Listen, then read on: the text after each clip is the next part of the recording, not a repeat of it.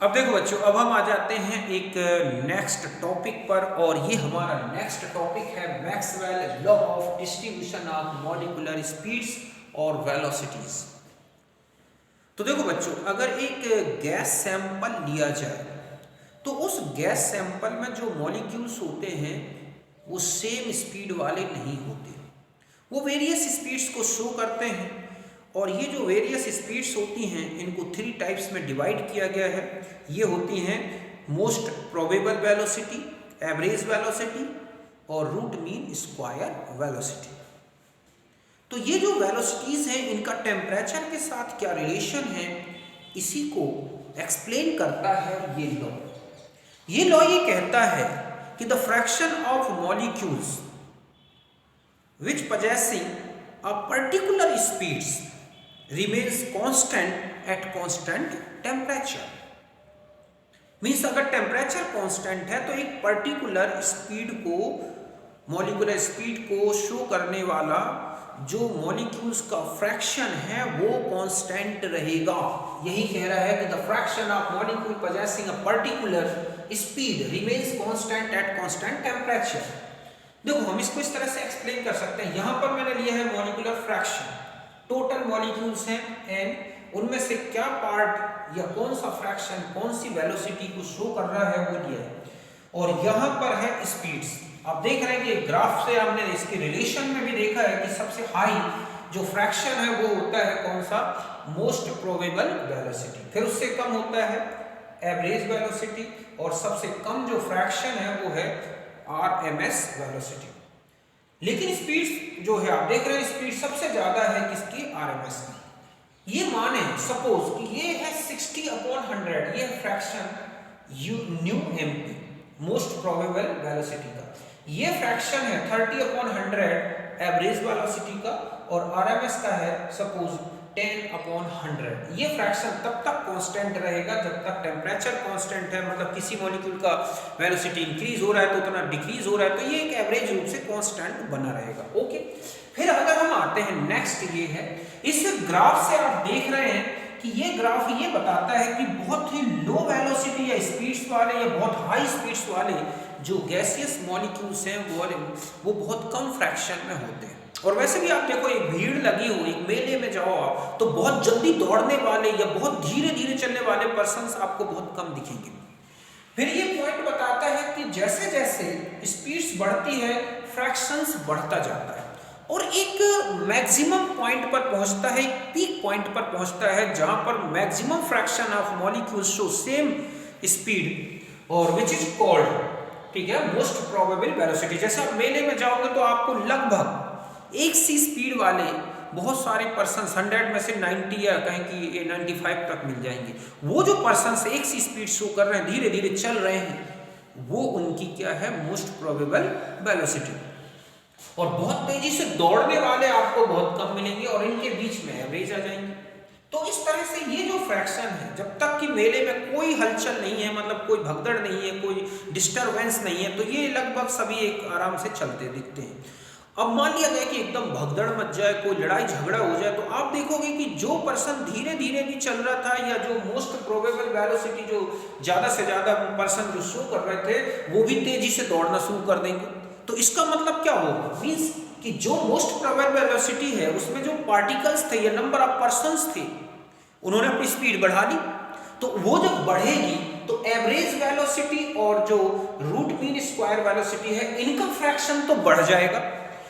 जैसे यहां पर देखिए ये 60/100 था, ये 30/100 था, ये 15/, अब हमने जैसे टेम्परेचर बढ़ा दिया तो टेम्परेचर बढ़ने से क्या होगा कि मॉलिक्यूलर वेलोसिटी बढ़ती है। तो ऐसे में मान लो 60 में से 10 जो है पर्सन या 10 पार्टिकल्स अपनी स्पीड को बढ़ा दें, जिनमें से 5 की स्पीड जो है एवरेज में पहुंच गई और 5 की रूट मीन स्क्वायर वेलोसिटी होगी। तो ये जो फ्रैक्शन था आप देख रहे हैं कि UMP का जो फ्रैक्शन था वो थोड़ा डिक्रीज हो गया जबकि इनका फ्रैक्शन इंक्रीज हो गया।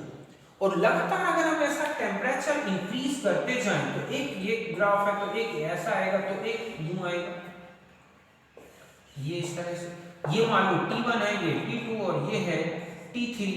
तो यहाँ पर T3 ग्रेटर देन T2 तो T1, तो ये ग्राफ बनेगा। आप देख रहे हैं कि स्पीड्स जो हैं वो बढ़ती जा रही है।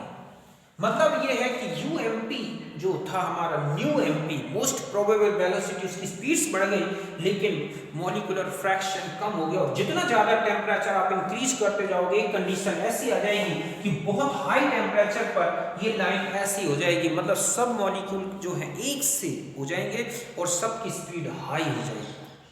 फिर उनमें कोई डिवीजन नहीं रह जाएगा। जैसे बहुत ज़्यादा लड़ाई झगड़े हो जाए तो सारे लोग दौड़ लगा दें, सभी पर्सन एक साइड से रनिंग में आ जाएं, तो आप देखोगे कि फिर अलग अलग डिस्ट्रीब्यूशन करना पॉसिबल नहीं होगा कि ये root mean square velocity average है, ये न्यू एमपी है, वो सब एक सी स्पीड में हो जाएंगे। ऐसे ही अगर हम टेम्परेचर इंक्रीज करते जाएं तो ये जो फ्रैक्शन है वो कम होता जाएगा और स्पीड बढ़ती जाएगी। और एक कंडीशन ऐसी आएगी कि at high temperature molecular speed इस तरह हो जाएगी कि सारा एक सा फ्रैक्शन हो जाएगा, अलग अलग फ्रैक्शंस के मॉलिक्यूल्स नहीं होंगे।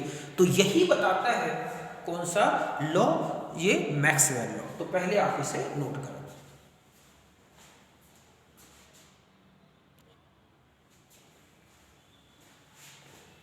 अब देखो बच्चों, अगर हम इस पूरा ग्राफ को ऑब्जर्व करें तो हमारे पास क्या कंक्लूजन मिलता है। तो ये ग्राफ ये कहता है कि बहुत ही लो और बहुत ही हाई स्पीड वाले जो मॉलिक्यूल्स का फ्रैक्शन है वो बहुत कम होता है। समझ गए ना कि fraction of molecule possessing very low and very high speed is very small. और फिर नेक्स्ट देख रहे हैं आप कि the fraction of molecule possessing higher to higher speeds gives on increasing until it reaches a peak point and then decreases। मतलब जैसे जैसे हम आगे बढ़ रहे हैं स्पीड्स बढ़ रही है, पहले क्या होता जा रहा है, फ्रैक्शन बढ़ता जा रहा है और एक पीक पॉइंट पर पहुंच गया जहां पर maximum particles of gas possessing same velocity which is called, ठीक है, मोस्ट प्रोबेबल वेलोसिटीज। तो ये है मोस्ट प्रोबेबल वेलोसिटी। इसके बाद की स्पीड वाले मॉलिक्यूल का फ्रैक्शन लगातार डिक्रीज हो रहा है। तो इस तरह से ये ग्राफ को देख के हम इस तरह का कंक्लूजन बता सकते हैं। और टेम्परेचर का मैंने आपको बता दिया, जैसे जैसे टेम्परेचर इंक्रीज करते हैं फ्रैक्शन ऑफ मॉलिक्यूल्स डिक्रीज होता है और स्पीड्स क्या होती हैं। लेकिन कौन सा फ्रैक्शन, केवल मोस्ट प्रोबेबल वेलोसिटी का फ्रैक्शन डिक्रीज हो रहा है, जबकि आप देख रहे हैं एवरेज एंड आरएमएस ये वेलोसिटीज का फ्रैक्शन इंक्रीज हो रहा है। और धीरे धीरे आप देखोगे ग्राफ जो है वो फ्लैट हो जाएगा, अर्थात ऐसी कंडीशन आ जाएगी। ऐसे आप देख रहे हैं टेम्परेचर में T1 T2 T3, इस कंडीशन में आप देख रहे हैं फ्लैट हो जाएगा, मींस इस तरह की एक लाइन रह जाएगी और वो किसी तरह से फिर अलग अलग डिफरेंस नहीं होगा फ्रैक्शंस में। अब हम ये देखते हैं कि मॉलिक्यूलर मास का क्या इफेक्ट पड़ेगा इन स्पीड्स पर। तो देखो मॉलिक्यूलर, अगर आपने एक रिलेशन देखा है कि any speed, any type of speed is inversely proportional to the molecular mass of gas. Means molecular mass change होगा तो ये स्पीड्स भी चेंज हो जाएंगी, उनके करस्पॉन्डिंग जो भी फ्रैक्शंस हैं वो भी चेंज होंगे। एक ग्राफ से इस तरह से देख सकते हैं कि ये है हमारे पास एक ग्राफ, इस तरह से आप देखेंगे कि ये है Cl2, तो ये है H2, या हम कहें ये है O2, तो यहां पर आ जाएगा H2।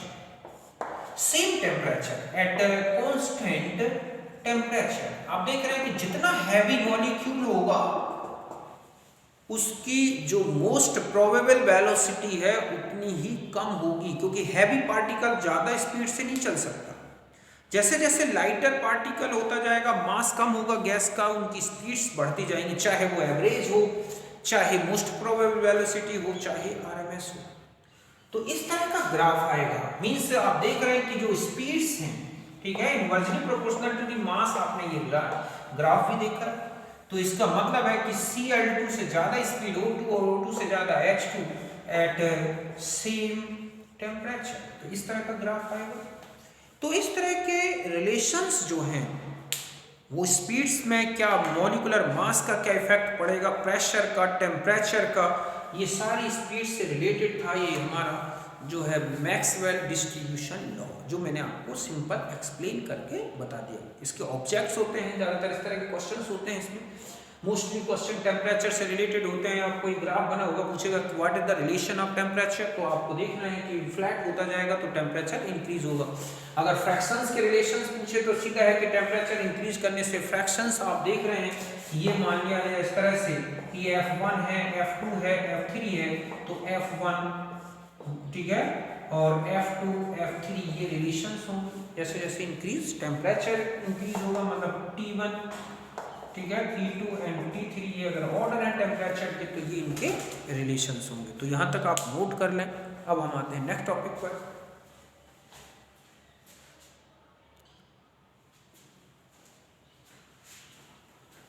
अब देखो बच्चों, अब हम आ जाते हैं एक आइडियल गैसेस और रियल गैसेस में डिफरेंस। तो देखो आइडियल गैसेस और रियल गैसेस ये हैं क्या, व्हाट आर दीज गैसेस। तो देखो रियल गैसेस और आइडियल, रियल तो वो है जो हमारे एटमॉस्फेयर में हैं, जैसे नाइट्रोजन, ऑक्सीजन, हैलोजन्स एक्सेट्रा। और जो आइडियल गैसेस है ना, ये एक साइंटिफिक हाइपोथेसिस में आती हैं, मतलब एक हाइपोथेटिकल गैसेस है, इनका कोई रियल एग्जिस्टेंस नहीं है। लेकिन हमें इनके एग्जिस्टेंस से लेना देना नहीं है, हमें ये देखना है कि इनमें डिफरेंसेस क्या है।